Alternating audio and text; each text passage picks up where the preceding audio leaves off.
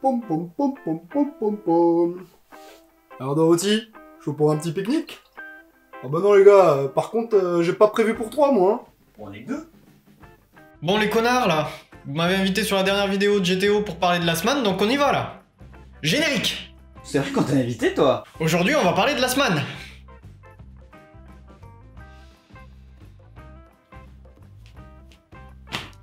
Ça marche pas votre truc là? Ah, t'essaies peut-être de faire ça? Aujourd'hui on va parler de Last Man.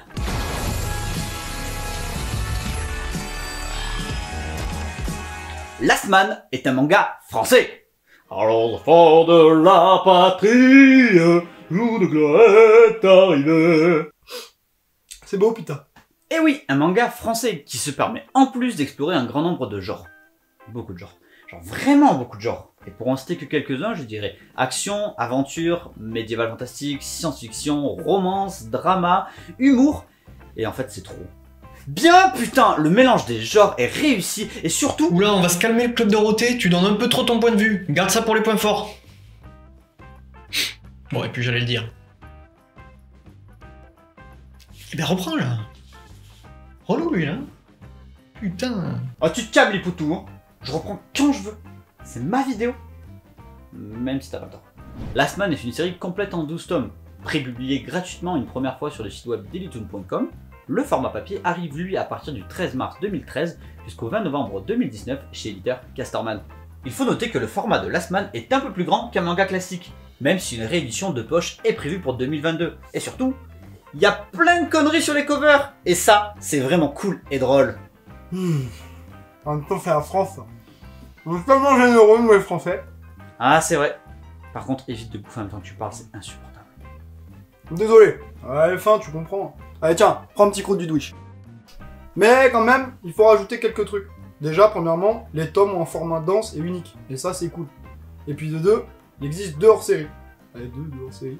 D'abord, on a le magazine Sexy Sirène. Alors c'est un magazine pour étoffer l'univers. Putain, il l'étoffe bien mon gars. Puis enfin on a, hop, Last Man Stories, soir de match. Un spin-off écrit par Alexis Baki avec un des auteurs originaux de Last Man, Bastien Vives. C'est de la qualité ça. Et oui, car Last Man est la création de 3 Frenchies. Tout d'abord, Bastien Vives, cité par Hunk, connu pour ses romans graphiques Le goût du chlore et Paulina. Ensuite, Michael Sans-la-Ville, à qui l'on doit des œuvres telles que Le Fléau Vert ou Le Rocher Rouge. Et le petit jaune aussi. Et enfin, Yves Biggerel, ou Bigerel, je sais pas trop comment ça se prononce. Qui ça? Yves Bah Balak quoi. Ah ok. Là j'ai. Vous me fatiguez tous les deux. Donc je disais que le dernier auteur était Balak, à qui l'on doit des séries d'animation telles que Pipoudou, un dessin animé sexuellement éducatif pour adultes dont je ne peux pas vous montrer les images, ou encore la série Les Cassos dispo sur Canal+, que vous connaissez sans doute. Évidemment l'animé Last Man. J'allais le dire. Je sais, je voulais juste le dire en premier. Et t'as pas dit que Balak il bossait pour Marvel avant? Ah ouais, tu l'avais pas cette info. Bi.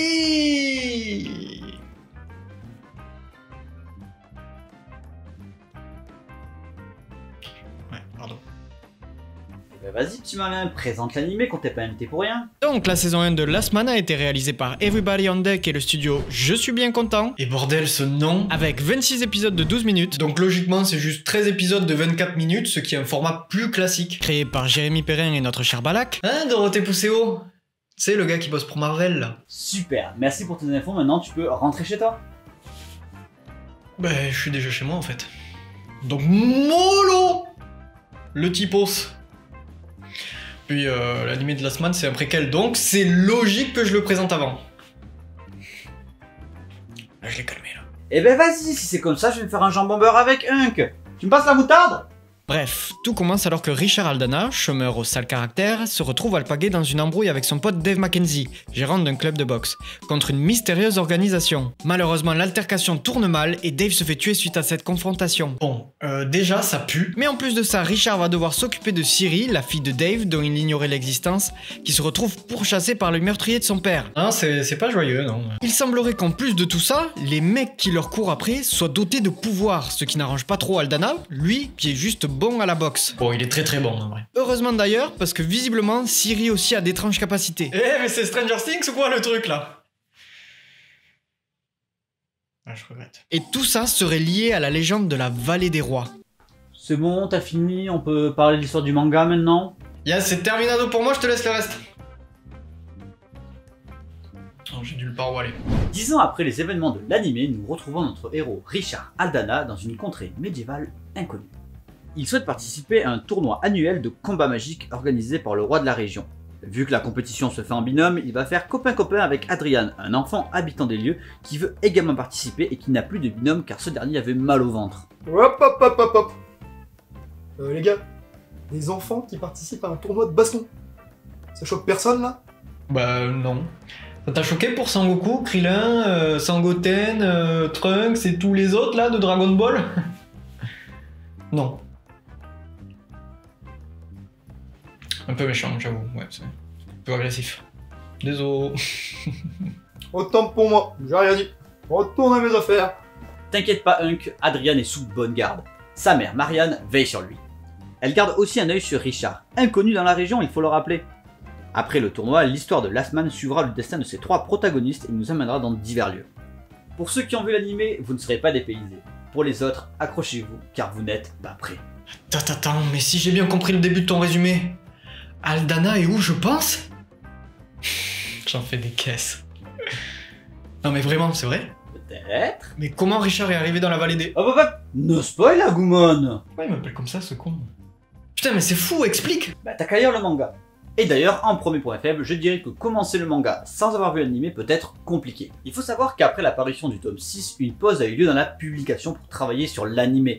L'histoire du manga reprend donc au tome 7 en intégrant les événements qui ont lieu dans la série. Donc si on ne l'a pas vu, on peut être vite perdu. Après avoir vu l'anime, certains passages du manga, surtout les combats, manquent de saveur et peuvent paraître rushés. Cela peut être dû au format de 12 tomes ainsi qu'une volonté des auteurs de faire passer l'histoire avant la castagne. En dernier point faible, je dirais que les dessins sont déstabilisants, mais ils vont gagner en qualité au fur et à mesure des tomes. C'est marrant que tu dis ça parce que j'ai trouvé l'anime déstabilisant. Pour son format de 12 minutes, son rythme effréné, son mélange de genres et ses designs qui changent des animés japonais plus courants. Alors, autant ça peut être considéré comme des défauts, mais au final, ça finit par se transformer en qualité. En fait, le truc c'est que ça rend l'œuvre difficile à aborder, mais une fois qu'on est rentré dedans... Non, c'est pas ce que je voulais dire. Une fois l'univers et les genres assimilés, on ne peut que se régaler. L'histoire est mature, complexe et touchante. Bref, en gros, la série est très bonne. Pour une fois, je suis d'accord avec toi, et ce sont un grand nombre de points forts que l'on peut retrouver dans le manga. Les auteurs sont capables de nous transporter dans un univers médiéval hyper niais pour ensuite nous faire balader dans un monde post-apo dégueulasse. Mais ça fonctionne, le mélange des genres marche à la perfection et l'histoire reste cohérente. Enfin un manga avec du cul bordel! Marre des vieux shonen tout mignons, faut attendre 72 tomes pour que le héros principal fasse un bisou à sa chérie. Dans Last Man, les relations vont jusqu'au bout. Le manga peut paraître bourrin, mais les intrigues sont super intéressantes et certains petits détails sont vraiment bien travaillés, comme par exemple le nom de chaque personnage qui correspond à des noms d'actrices. Ouais, et d'après mes sources les gars, c'est des actrices porno. Mais non, c'est pas vrai! Lesquelles? Non, en vrai, je plaisante, hein, je m'en fous, quoi. La plus grande force du manga et de l'anime, c'est son héros Richard Aldana. Rien que le nom claque. Et niveau claque, il est au top niveau, le gars. Nous avons donc un héros charismatique, élégant, puissant, drôle et avec du sex appeal. Mais il a aussi un côté sombre et cynique qui le rend mystérieux et attachant. Les relations entre Aldana et les autres personnages sont très bien travaillées, même si Richard est la figure de proue du manga. Les autres protagonistes ne sont pas en reste. Mention spéciale à Christo et Marianne qui ont tous les deux un développement au top. Surtout Marianne qui est un personnage féminin réussi, et ce qui est trop rare à mon goût dans l'univers du manga aujourd'hui. Last Man a été mon coup de cœur de ces dernières années. L'anime a été une réelle claque grâce à son histoire, son ambiance et sa bande son. En général, je m'en branle des musiques, mais cette BO réalisée par Avril et Montaigne est un bijou. Elle est dans mon top 3 de mes BO préférés. Bon, moi aussi j'ai une bande son préférée. Tommy Katana, au-dessus d'elle, incroyable. Dans ma robe préférée, incroyable. En d'une minute, moins incroyable. L'anime donne envie de découvrir le manga, et le manga donne envie de découvrir l'anime. Last Man a tout pour être une œuvre culte. J'aimerais qu'il y ait plus d'œuvres comme ça sur le marché, et c'est possible grâce à sa communauté. Donc je compte sur vous pour aller découvrir cette pépite française et partager cette œuvre autour de vous, car elle est ultra qualitative et manque de notoriété à mon goût. Et pour finir, je tiens à remercier Mathieu pour sa participation. Foncez découvrir sa chaîne Vivera, elle est vraiment excellente. Merci à Dorothy et Hunk pour l'invitation. Puis désolé pour les fions, quoi. C'était pour rire, quoi. T'imagines le truc, sinon, là? Si je le pensais en vrai, ça serait un peu méchant.